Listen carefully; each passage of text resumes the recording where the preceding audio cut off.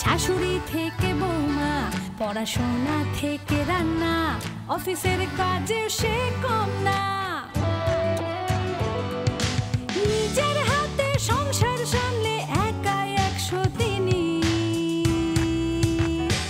আজকের গিন্নি, আজকের গিন্নি, আজকের গিন্নি, আজকের গিন্নি। ফ্যাশনে নেই জড়িতা, উকিল হোক বা ডাক্তার, ড্রাইভার থেকে খেলোয়াড়, চাই না কোনো গডফাদার। ভালোবেসে আদর যত্নে মায়ের মতো যিনি আজকের গিন্নি, আজকের গিন্নি, আজকের গিন্নি, আজকের গিন্নি, আজকের গিন্নি, আজকের গিন্নি।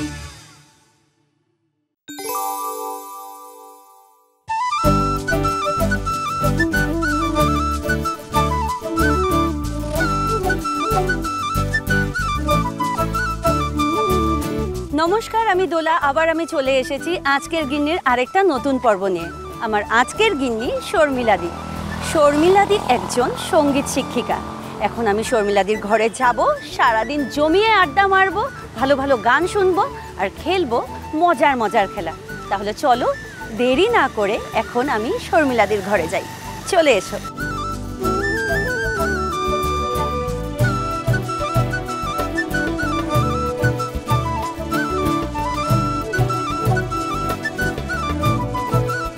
এই তো চলে এলাম শর্মিলাদির ঘরে। শর্মিলাদি গানের প্র্যাকটিস করছে। চলো শর্মিলাদির ঘরে চলে যাই।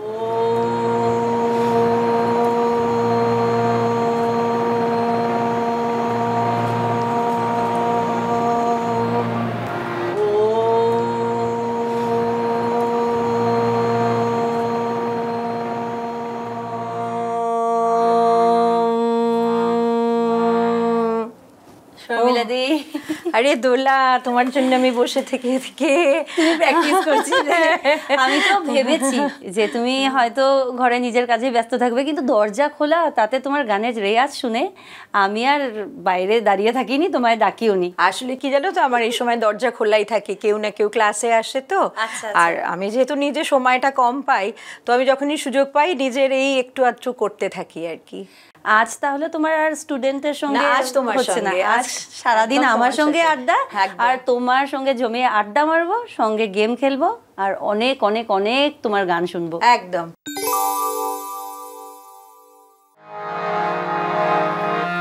তুমি কেমন করে গান করো হে গুণী, আমি অবাক হয়ে শুনি, কেবল শুনি, তুমি কেমন করে গান করো হে গুণী।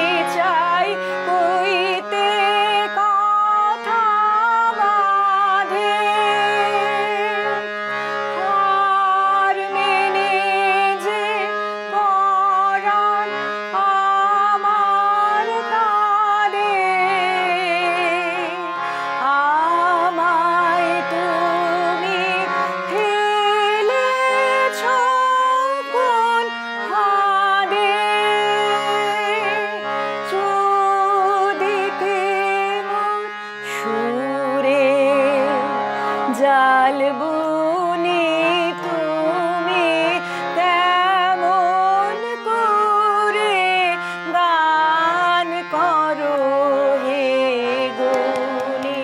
অসাধারণ অসাধারণ অসাধারণ, কি মিষ্টি গো তোমার গলাটা। আজকে তোমার বিষয়ে আগে জানি, ছোটবেলাটা কোথায় কেটেছে বলো? আমি 24টা বছর কলকাতাতেই ছিলাম, একদম পুরোপুরি কলকাতায় জন্ম, পড়াশুনো সবই। তারপরে আফটার ম্যারেজ আমি গুয়াহাটি আসি। 24 বছর কলকাতায় থেকে তারপর যখন তুমি বিয়ে হয়ে গুয়াহাটিতে এসেছো, অ্যাসামিস শিখতে হয়েছে, সেই জার্নিটা একটু বলো। প্রথমে তো এলাম, তো আসবার পরে সবাই ভাবলো একেবারেই কলকাতায়, প্রপার কলকাতায় পড়াশুনো করা, বড় হওয়া, এখানে এসে থাকতে পারবে কিনা। কিন্তু জানো তো, আমি যখন ফ্লাইট থেকে প্রথম নামলাম, আমার তখন ভীষণ ভালো লেগেছিল পাহাড় দেখে। আচ্ছা, তুমি পাহাড় ভালোবাসো? হ্যাঁ, মানে এত ভালো, মানে আমরা একটা কলকাতায় যেরকম একটা মানে কংক্রিটের মধ্যে বড় হয়েছি, তো এসে দেখছি ফাঁকা ফাঁকা গাছপালা, পাহাড়, খুব ভালো লাগছিল। তারপরে বাড়িতে এসে দেখি সবাই, পাড়ার সবাই এসছে, আর আমাদের এটা যেহেতু অসমীয়া পাড়া, তো পাড়ার সবাই এসছে, তারা কি আন্তরিক, তাদের ব্যবহার, তো কথাবার্তা, আন্তরিকতাতে আমি, হ্যাঁ খুব বেশি আন্তরিকতায় আমি আস্তে আস্তে এইরকমই হয়ে গেছি যে আমার এখন কলকাতায় গেলে খুব একটা ভালো লাগে না।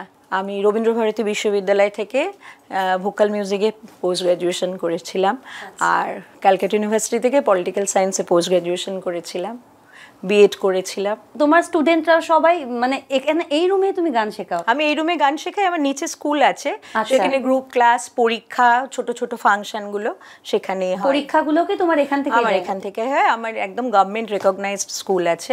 আমি না ভেবে আশ্চর্য হচ্ছি, তুমি ঘরও সামলাচ্ছ, তুমি এইভাবে করে তোমার স্টুডেন্টদেরকেও করাচ্ছ, গান শেখাচ্ছ, কিন্তু ঘরটাও তুমি এত সুন্দর করে সাজিয়ে রেখেছো। আর আসার সময় আমি উপরে যখন উঠে আসছি, আমি ভাবছি শর্মিলাদি এত বড় ঘরটা কেমন করে সামলায়। আমরা সবাই মিলে করি, মানে সবাই মিলে একদম সবাই। তোমাদের ঘরে টিম ওয়ার্কটা খুব চলে? টিম ওয়ার্কটা খুব চলে আমাদের ঘরে। আচ্ছা, সেজন্য আমি ভাবছি। আর তোমার হয়তো ছেলেমেয়েরাও গান গায়? মানে হ্যাঁ, ছেলে তবলা বাজায়, আর্ট করে, এই যে দেখছো আমার ঘরে সব ছেলে মেয়েদের আঁকা চারপাশে। আচ্ছা, মেয়ে নাচ করে, গান করে। তাই না? হ্যাঁ, ইনফ্যাক্ট মেয়ের গান মানে নাচের যিনি টিচার, তিনি আমার বন্ধু।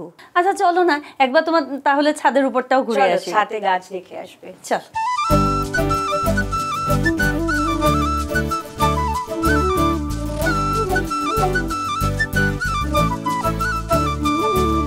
শর্মিলাদি, তোমার কিন্তু ছাদের উপরটা খুব সুন্দর, আর তোমার ঠাকুর ঘরও হয়তো ছাদের উপরে? হ্যাঁ। আচ্ছা, গাছের যত্ন তুমিই করো? গাছের যত্ন না, আমরা বাড়িতে যে যখন ভালোবাসি, যার যখন মনে হয় সেই এসে করে। আমার যখন মনে হয় আমি আসি, আমার হাজব্যান্ড যখন মনে হয় ও আসে, ছেলেমেয়েরা সময় পেলে আসে। আমার এক ভাগ্নে আছে, বেসিক্যালি এগুলো ওই বেশি করে, আর খুব একটা ফুলও তুলতে দেয় না, মানে ওর মতে গাছের ফুল গাছে থাকাই বেশি ভালো। হ্যাঁ, সেই ঠাকুরকে যে তুমি পুজো করো, কিছু দিই, কিছু আমি বাইরে থেকে নিই, কারণ ওর মানে ফুল যেন মনে হয় ছিঁড়লেও কষ্ট পাচ্ছে গাছটা, এরকম একটা মনে হয় যে ওর ফুলটা ছিঁড়ে নিলাম। তাহলে আমি তো এতক্ষণ তোমার গান শুনছিলাম, আমি যদিও এত ভালো গান করতে পারি না, কিন্তু তোমায় আমি একটা গান শোনাবো। কিন্তু সেই গানটার সঙ্গে আমাদের কিন্তু গেম রাউন্ডটা জড়িত হয়ে আছে। আমি তোমায় গানটা শোনাবো, তারপর আমি কোশ্চেনগুলো করব। আমি চিরতরে দূরে চলে যাব, তবু আমারে দেব না ভুলিতে। আমি এখন তোমাকে প্রশ্ন করব, 30 সেকেন্ডের ভেতরে তুমি 3টে প্রশ্নের উত্তর দিতে হবে। প্রথম প্রশ্ন হচ্ছে, এটা কার গান? কাজী নজরুল ইসলাম। একদম শুদ্ধ। নেক্সট প্রশ্ন হচ্ছে, তুমি আমাকে কাজী নজরুল ইসলামের আরেকটা গান শোনাও। নিশি নিঝুমো ঘুমো নাহি আসে, নিশি নিঝুমো ঘুমো নাহি আসে। একদম ঠিক উত্তর, একদম ঠিক উত্তর। এখন আমি শেষ প্রশ্ন করছি। শেষ প্রশ্নটা হচ্ছে, আমি যেই গানটা গেয়েছিলাম তার তুমি অন্তরাটা গেতে হবে। আসিবে তোমার পরম উৎসব, কত প্রিয়জন কে জানে, মনে পড়ে যাবে কোন সে বেহারি, পাইনি ভিক্ষা একদম ঠিক, একদম ঠিক, একদম ঠিক। তুমি এই আমাদের ফার্স্ট গেম রাউন্ড জিতে গিয়েছো, আর তোমার জন্য রয়েছে সোহম শপির তরফ থেকে এই গিফট কুপন।